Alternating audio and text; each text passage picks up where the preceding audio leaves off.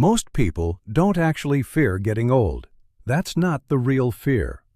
The real fear is becoming someone nobody looks for anymore.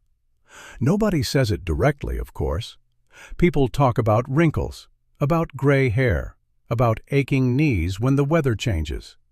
They joke about memory loss and reading glasses and needing more medicine than before. But deep down, that's usually not what hurts the most.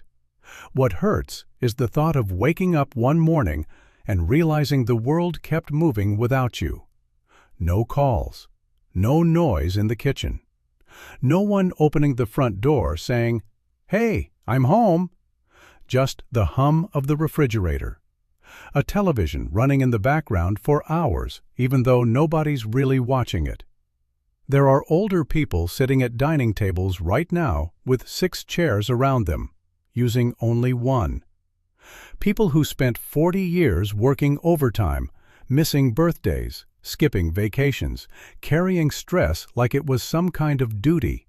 And now, the house is quiet all day long.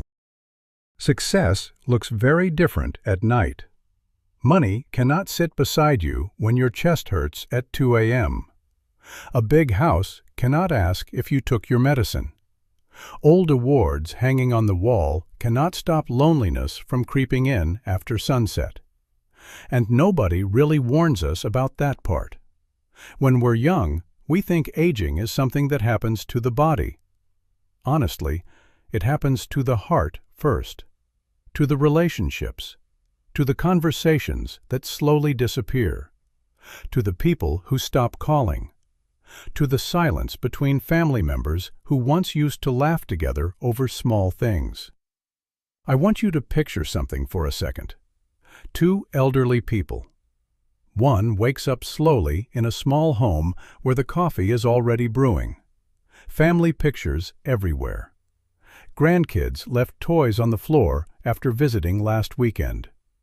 His body is tired, sure. He moves slower now.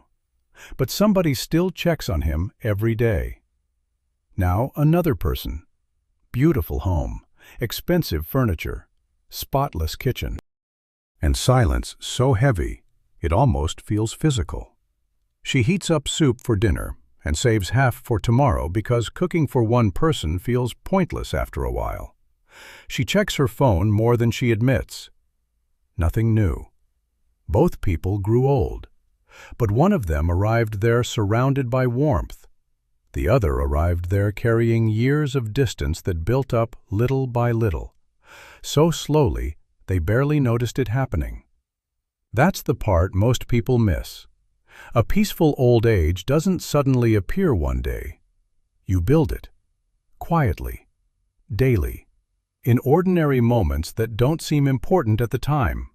Maybe you're in that stage of life right now, where every day feels full before it even starts. Work, bills, grocery shopping, doctor appointments you keep postponing, kids, parents getting older, 1,000 little responsibilities nobody sees except you. You wake up already tired, not the kind of tired sleep fixes, a deeper kind. The kind where your mind keeps running even after the lights are off, and after a while, life starts feeling strange.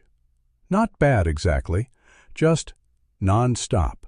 Monday becomes Friday in what feels like 2 minutes. Months disappear. You keep saying things like, "I'll rest after this busy season." "I need to visit Mom more." "I should probably start taking care of my health." But there's always something else waiting. Another bill, another problem, another stressful week. And then one random moment hits you harder than expected. Maybe your father takes longer getting out of the car. Maybe your mother forgets what she was saying halfway through a sentence and laughs it off like it's nothing. Maybe your son no longer calls the house home. Maybe the dinner table that used to feel crowded now feels too quiet. Those moments don't look dramatic from the outside. Still, they stay with you. You could be folding laundry, sitting in traffic, washing a coffee cup in silence, and suddenly feel this heavy realization in your chest. Time is moving, really moving, not in years, in small disappearances, conversations you kept postponing, visits that became text messages, birthdays reduced to quick phone calls because everyone was busy. Older people don't always need grand gestures. Most of the time, they just want company. Someone sitting nearby while dinner cooks.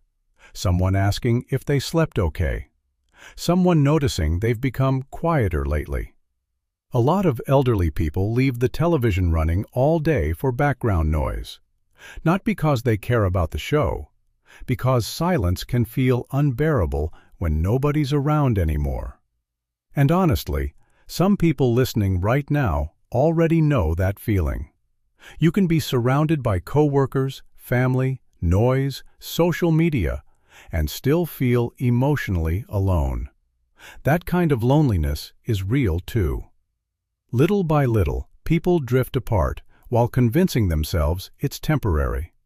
That's how it happens, not suddenly.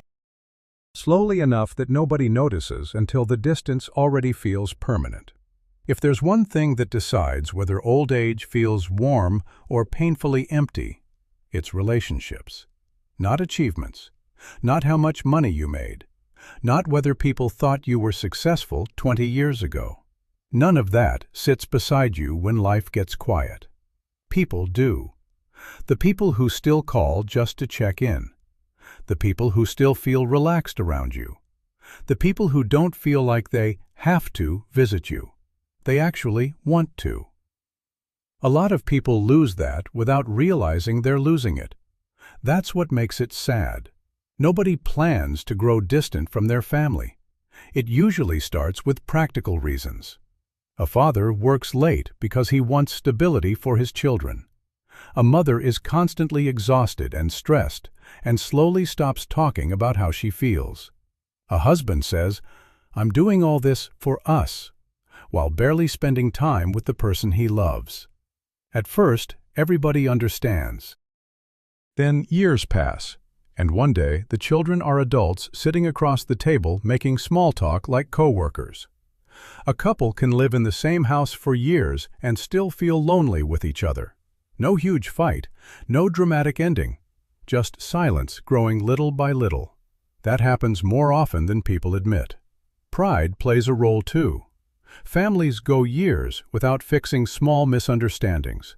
Brothers stop calling over something neither even remembers clearly anymore. Parents wait by the phone, pretending they're not bothered. Children keep postponing visits because work feels urgent. Then suddenly, somebody ends up in a hospital bed, and all those postponed conversations become painfully heavy. People start thinking, "Why didn't I visit more? Why was I always in such a hurry? Why did I assume there would always be another Christmas, another birthday, another chance?" Old age has a way of bringing memories back at night, especially regrets. You remember moments you brushed past too quickly, times someone needed kindness and got impatience instead, times you were physically present but emotionally somewhere else entirely. And eventually, most people discover something uncomfortable. The things they sacrificed relationships for often don't matter nearly as much as they expected. Careers end, money gets spent, status fades, but loneliness stays loud. That's why some elderly people living in tiny homes still seem deeply peaceful. There's life around them. Someone knocks on the door. Someone notices if they don't answer the phone. That kind of connection becomes priceless later in life. Really priceless. And the scary part? Distance doesn't arrive all at once. It grows quietly while everybody is busy surviving their own lives. One thing people do all the time is wait for life to scare them before they finally change. A doctor says something frightening. A marriage falls apart. Someone close dies. Retirement suddenly arrives, and the silence feels unfamiliar. Then people think, okay, now I need to start taking life seriously.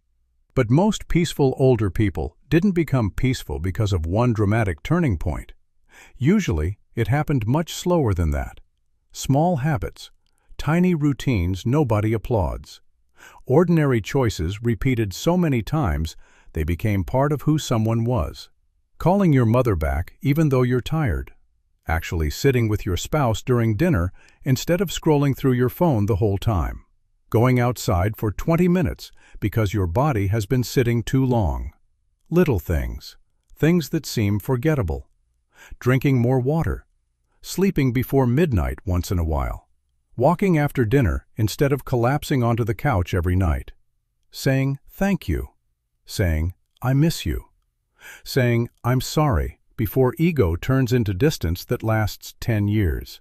None of this looks dramatic in the moment. That's why people underestimate it. But honestly, a lot of suffering in old age starts quietly too. Stress that never leaves the body, years of poor sleep, always being tense, always rushing, always carrying responsibilities without ever slowing down long enough to breathe.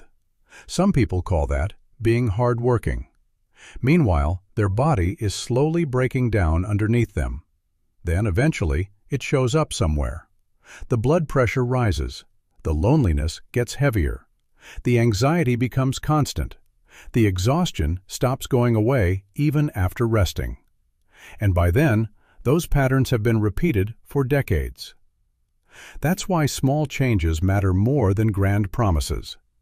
One healthy walk won't magically fix your future, but ignoring your body for 20 years absolutely changes it. Same with relationships. Distance rarely arrives all at once.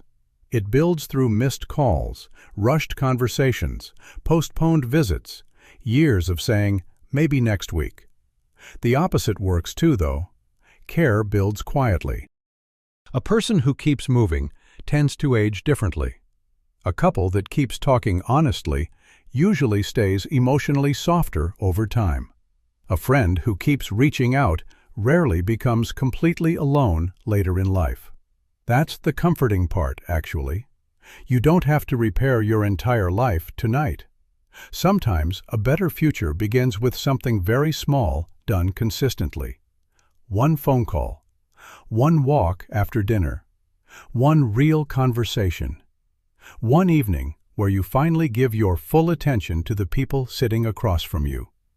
Doesn't seem life-changing at first, but years later, those tiny moments are often the reason someone grows old feeling connected instead of forgotten. There was a man named Walter who spent most of his life believing one thing. If he worked hard enough, his family would be okay. That was the goal. Just keep going, keep earning, keep providing. So he did, for decades. Early mornings, late nights, missed weekends, phone always ringing. Always another problem to solve, another bill to pay, another deadline waiting for him the next morning. People admired him for it too. Neighbors talked about how dependable he was. His family never struggled financially. Birthdays were generous. Christmas always looked beautiful. The house got bigger over the years. From the outside, it looked like he had done everything right. But families remember strange things. They don't always remember the expensive gifts.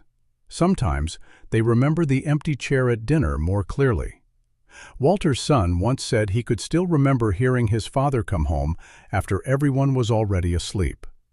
Just the sound of keys at the front door. That became normal. Walter kept telling himself, "This is temporary. One day things will calm down. I'm doing all this for them anyway." And maybe he truly meant it. Life just moved faster than he expected. One minute his kids were small. Then suddenly they were adults with their own schedules, their own stress, their own lives. Retirement hit him harder than he thought it would. The silence especially. No meetings, no rushing, no constant pressure. At first it sounded peaceful in theory. But real silence feels different when nobody needs you the way they used to. He started sitting by the kitchen window every morning, holding coffee that went cold in his hands. Some days he wouldn't hear another human voice until nighttime. That kind of loneliness sneaks up on people, quietly. He began calling his children more often, but now they answered the same way he used to answer years ago. "Busy right now, Dad. I'll call you later." later became shorter and shorter. One evening, his daughter came over unexpectedly. They stood in the kitchen washing dishes together when she said something he never forgot. She said, "You know, I don't think we ever wanted more stuff. I think we just wanted more of you." And something inside him collapsed a little after hearing that. Not loudly, just deep inside. The painful kind of truth that arrives too late to completely fix. After that, Walter started changing in smaller ways. He visited people instead of waiting around hoping someone would visit him. He stopped rushing conversations. He apologized more, listened more, started inviting family over on Sundays, even if only one person showed up. And slowly, warmth returned to his life. Not perfectly. Some regrets stay with people forever. But connection came back little by little. Because deep down, even after years of distance, most people are still hoping for the same thing: to feel close again, to feel wanted again, to know it isn't too late. When people are younger, they treat the body like it's some machine that can survive anything. A few hours of sleep, too much caffeine, stress every day. Fast food eaten standing in the kitchen or inside the car between errands. And somehow, life keeps moving, so people assume they're fine. That's the trap.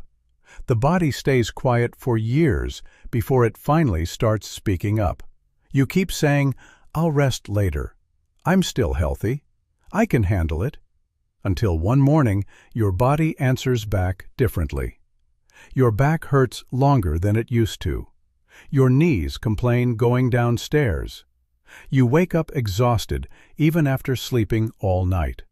The doctor starts using words you hoped you'd never hear: blood pressure, medication, tests, follow-up appointments. It happens slowly enough that most people don't notice they've been wearing themselves down for 20 or 30 years. A lot of people spend the first half of life damaging their health to keep up with responsibilities, then spend the second half trying to recover what they lost. And the painful part is that some things don't fully come back: energy, mobility, peaceful sleep. That's why small habits matter more than people think. Not extreme diets, not perfection, just basic care. Drink more water. Walk a little. Turn the phone off earlier at night. Rest before your body forces you to stop completely. Because aging feels very different when the body has been cared for instead of ignored. But honestly, the heart matters just as much as the body. Some people grow old carrying invisible weight nobody else can see. Old resentment, old heartbreak, family pain from 30 years ago that still lives inside them every day. You can feel it around certain people. Two people can be exactly the same age, but one feels peaceful while the other feels exhausted by life itself. Same wrinkles, different spirit. Some older people aren't suffering because of money or sickness. They're suffering because they never let themselves heal emotionally. They replay old arguments in their mind, keep reliving betrayals, keep feeding anger that should have been released years ago. And after a while, bitterness becomes part of their personality. That's a heavy way to live, especially in old age. Eventually, most peaceful people figure something out. Being at peace matters more than being right all the time, more than pride, more than winning old battles nobody else even remembers anymore. Life gets lighter when the heart gets lighter too. Forgiveness helps. Gratitude helps.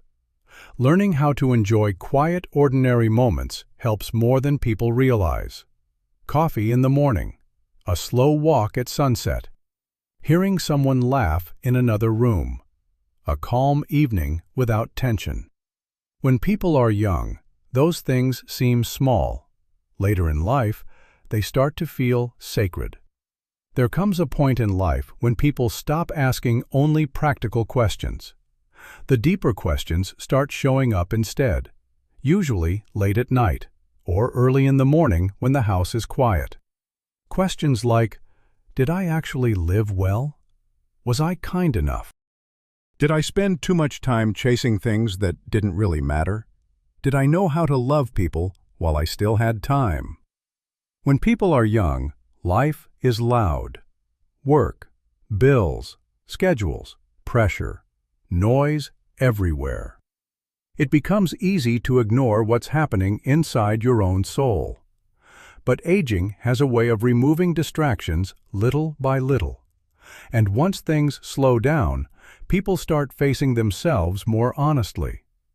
A lot of older people quietly realize they spent years building a successful life on the outside, while feeling empty on the inside. That realization can hurt. There's a verse in the Bible that says, "What does it profit a man if he gains the whole world but loses his soul?" When you're younger, that verse sounds poetic. When you get older, it starts sounding painfully real. Because eventually, people understand something success can't fix: a restless heart. Money can make life more comfortable. Of course it can. But comfort and peace are not the same thing. Some elderly people live in tiny homes, wear simple clothes, eat modest meals, and still seem deeply calm inside. Then there are people who have everything financially and somehow still look exhausted spiritually. Always tense, always dissatisfied, always searching for something else. The difference often has nothing to do with money. It's the condition of the heart. Not perfect religion, not pretending to be holy, just softness. A softer spirit, less anger, less pride, less obsession with proving yourself all the time. Some people grow older and become gentler. You notice it in the way they speak, the way they listen, the way they no longer rush through every moment. They've learned something difficult. Peace matters more than performance. Faith comforts many people as they age because it reminds them they still matter even when their body weakens, even when they move slower, even when the world stops paying attention the way it once did. They still have worth, still have meaning, still have a soul that deserves care. And honestly, that thought carries people through some very lonely seasons. Maybe that's why older people who have inner peace often appreciate simple things more deeply. Morning sunlight through the kitchen window, a quiet prayer, coffee shared with someone they love, a calm evening without conflict. Small moments begin to feel sacred. At some point, people stop asking, "How successful was I?" and start asking something much quieter. Am I finally at peace inside? That question stays with people, especially as they grow older. Maybe getting old isn't the part people are truly afraid of.